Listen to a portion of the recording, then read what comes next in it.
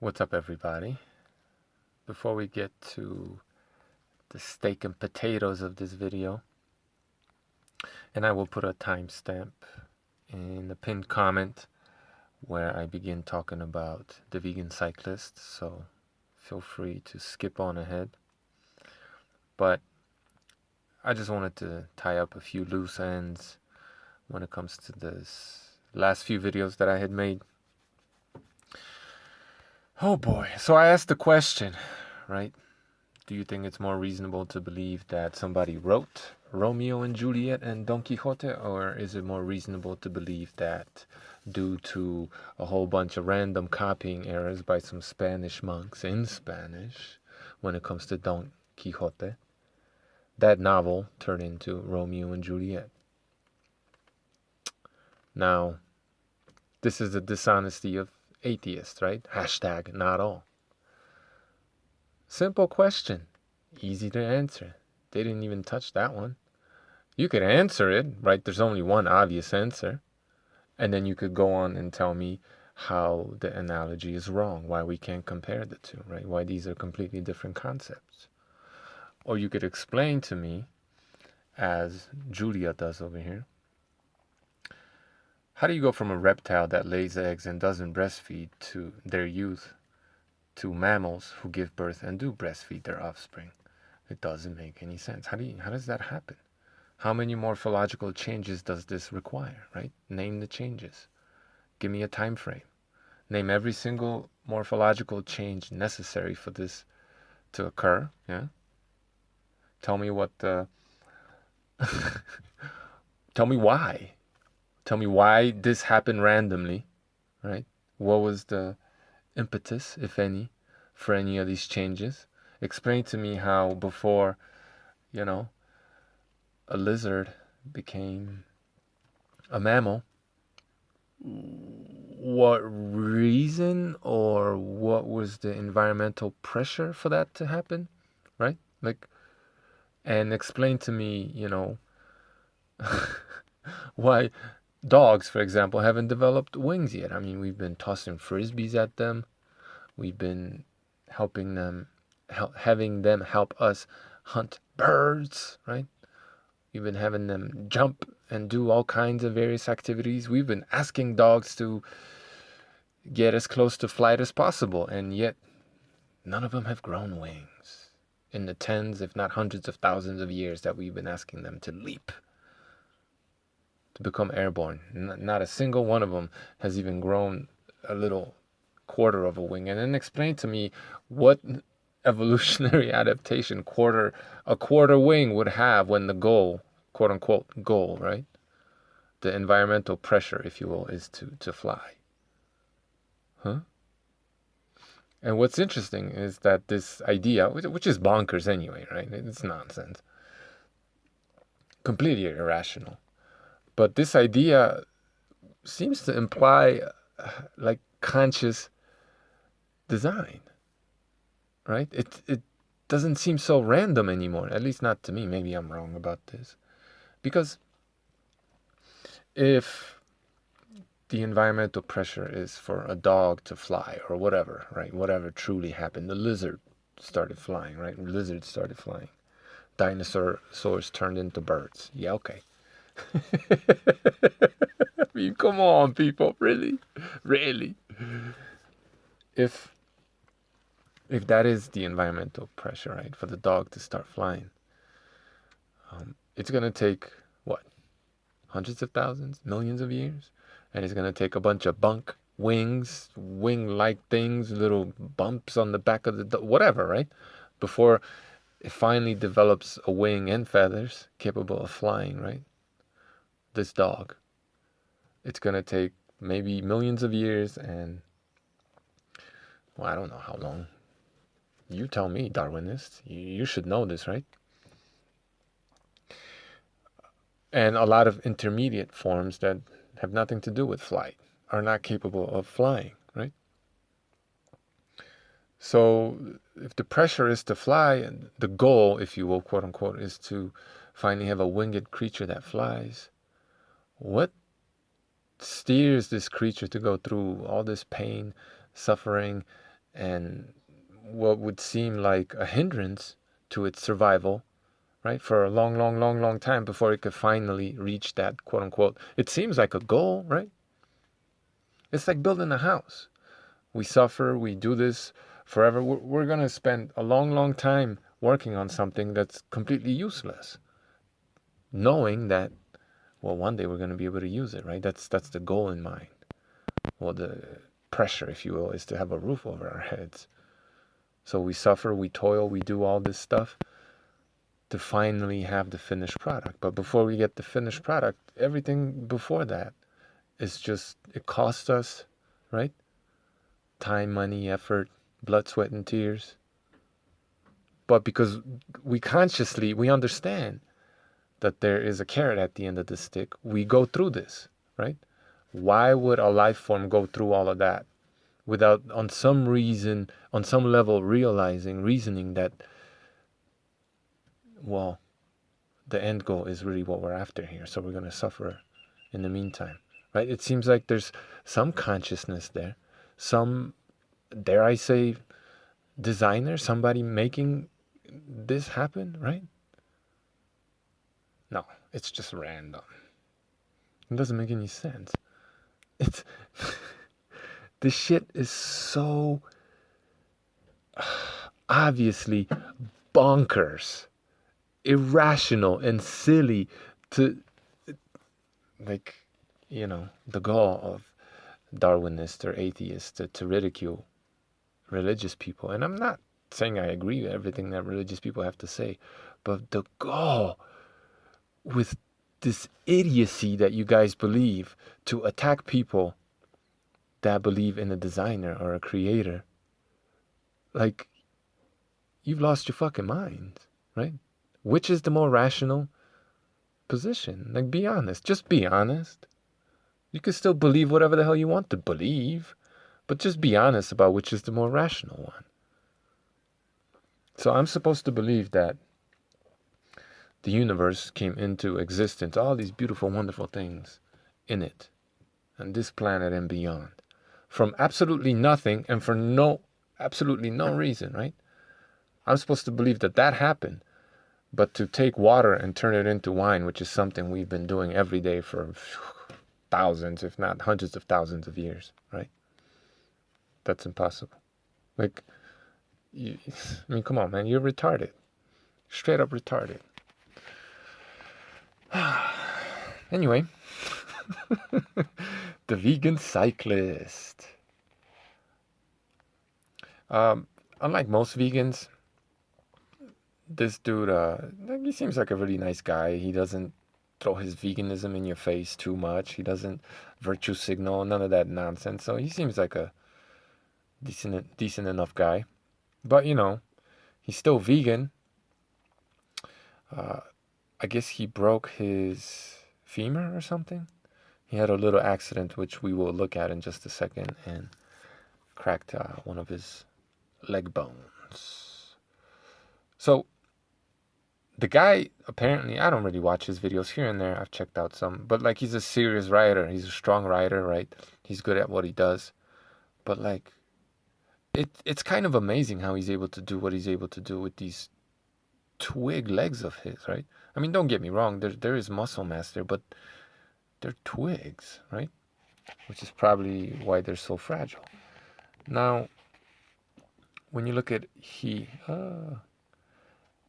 with some of his riding buddies, presumably they're not vegan. I mean, why would they be, right? Like, it really takes a special person to think that there's anything healthy about for an omnivore to eat an herbivorous diet, right? Like, you really got to be special. But when you look at him in comparison to some of his riding buddies, right? Look at those dudes' legs, right? Not huge or anything, but definitely muscular, right? Thick. More so than his, right? A lot more muscle. Probably because they eat animal protein. Probably not enough still, as most people don't. But this dude's he's just fragile, man. Like, and I know cyclists especially very, very serious cyclists, will generally be skinny, no doubt about it. But you look at someone like Lance Armstrong or any of those top level guys, and yeah, they're skinny, but they got muscles, right? This dude, not really, man. He's not skinny fat like a lot of vegans. He's just skinny, skinny, right? Twigs for legs, at least for a cyclist. So it's no wonder that, he suffered a tremendous injury doing this. Come on, Insta.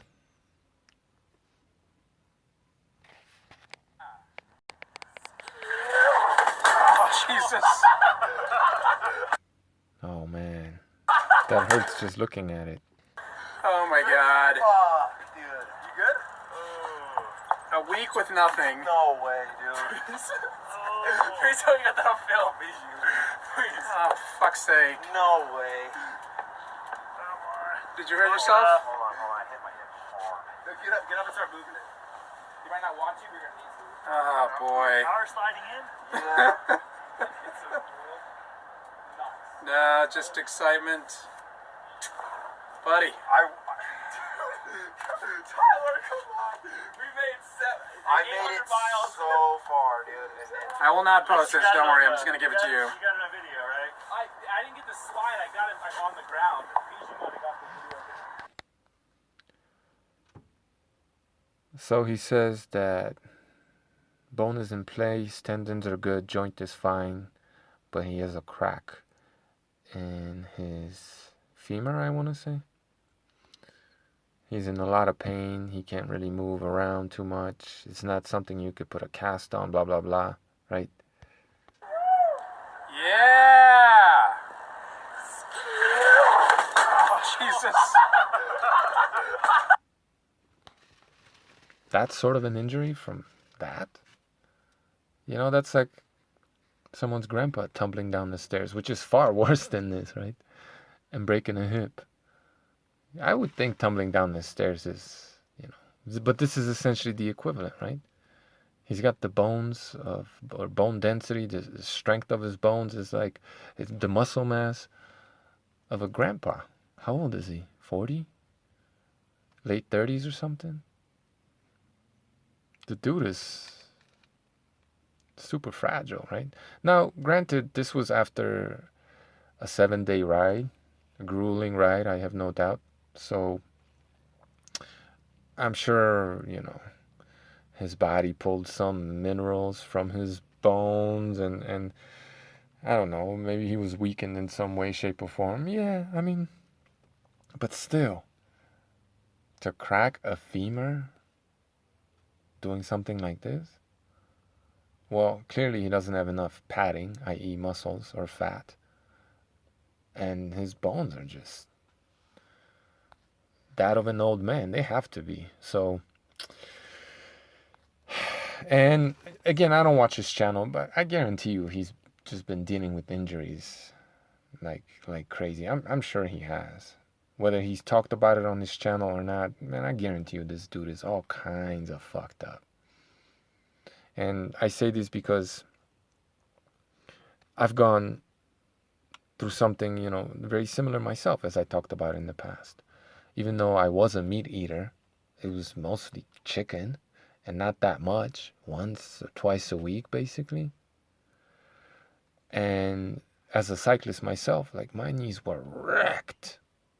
I couldn't walk sometimes. I would get a minor injury from walking. My knee would click, snap. I would hyperextend it. Something would snap. Something would I'd feel it. I'd hear it. And then I literally couldn't walk for the next few days. Or it was very painful. And this recurring injury kept happening. So then I took plants out of my diet, ate nothing but meat for 1.5 years. I mean, it hasn't happened since. And I mean, I eat an omnivorous diet now, heavy meat, lots of animal products. But my knees, I mean, it's like I moved 20 years back in time. The other day I was riding down one of these mountains at night in the rain, and a rock rolled into the road in front of me. I smacked into the rock. Couldn't see all that well. I smacked into it. Went over the bars, and my knee just smacked into the concrete, my right knee. I mean, it was far, far greater impact than this. My handlebar, like, spun on the fork tube, the steer tube. Like, it spun around where I had to, 90 degrees where I had to. So like, if the wheel was pointing forward, right? So is the handlebar in line with the frame, right? The bike just looked like it got flattened, basically, right? I had to fix it right then and there, and then I rode home another 5 kilometers or so. My knee was just like blood from the knee all the way down into my shoe. Like, I don't know, I was fucked up, right? But like, a little bit of swelling, nothing cracked, nothing damaged. The next day I was 50% better. 2 days later I was 80% better. 2 weeks on from when this happened, I have there's some scabs going on, and if I ride, I'm a little bit more sore in that knee than the other knee, but like, the recovery's been great. Not that I did that much damage in the first place anyway. Definitely nothing broken. I don't know, maybe I cracked the knee? No, I couldn't be walking it had I done that, right? But my knee literally smacked into the concrete, and then it got dragged on the concrete for maybe a few inches, right? Blood everywhere, messed up. 3 days later, I'm back on the bike riding it, right? Now, granted, I'm not him, right? It wasn't the same kind of fall. Like, my legs are twice his size, even though, well, there's no muscle on your knee to protect you from, to have protected me from the impact. But I mean, it is what it is, man. And what it is I forget what the term is exactly. Biosimilarity or something like that. It's basically the fact that, you're made of meat. Right? So to fix the meat, tendons, bones, all that other stuff, well, you need, right? If you want to build or repair a concrete wall, you're probably going to use concrete, right? So if you want to repair a tissue that's made up of, proteins and, well, mostly protein, I guess, minerals and all that other stuff, then those are the building blocks you need to fix that, right? So is it better to put those building blocks into your body directly, or is it better to put hard to digest, sometimes indigestible plants into your body, hoping that your body, which is already compromised and putting a lot of its energy into the injured area, asking your body to at the same time work that much harder to convert all this plant matter into the things that your body needs to repair itself, right? And then on top of that, given the fact that that plant matter lacks, that we know of, a lot of the ingredients necessary to actually be able to do that, right? And what ingredients that are necessary to do that we don't even know are necessary, or that we might not even know exist, right? What other ingredients like that are there in the meat that you need to repair the meat, the tendons and the bones that you need to repair the tendons and the bones, right? Biosimilarity. That plants don't have. You cannot find them in plants. And granted, again, yeah, your body can do a little bit of magic that it does to create some of the amino acids, or maybe not amino acids, but ingredients, if you will, that you need to build yourself back up. But again, it's already stressed out. It's stressed out because you're emaciated, right? You're malnourished. You're underweight, definitely, right? So your body's stressed out. It's stressed out because you just did this super long ride.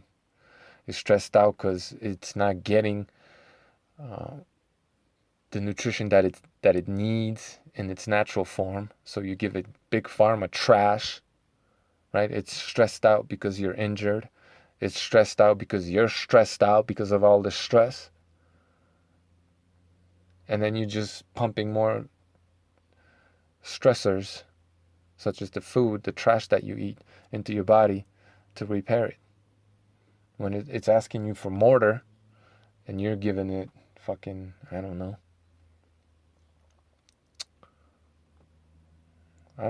You tell me, right? Tree sap. Your body wants mortar, and you're giving it, I don't know, something it doesn't need. So, good luck, man. The Vegan Cyclist. Yeah, shit happens, but like, take some responsibility. And I ain't talking about you being stupid. We're all stupid sometimes. You will learn from this, no doubt about it. You learn how to skid without dying. Clipless pedals, man.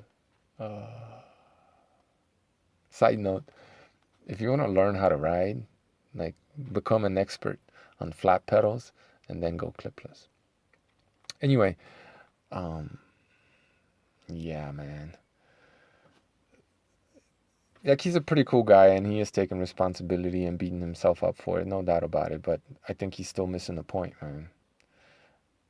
I'm not saying this wouldn't have happened had he eaten tons of meat, but I think it's less likely to have happened. And if it did, the injury probably would have been less severe. And for damn sure, this is something I am convinced of, his recovery would be 100 times faster if he just ate that which his body needs and not fucking plant trash. That's my video. Good luck to homeboy. Maybe one day he will wake up. Maybe one day he will run a scientific experiment, right? Not scientific experiment. Cut out all the trash, eat some animal protein, and see how his injuries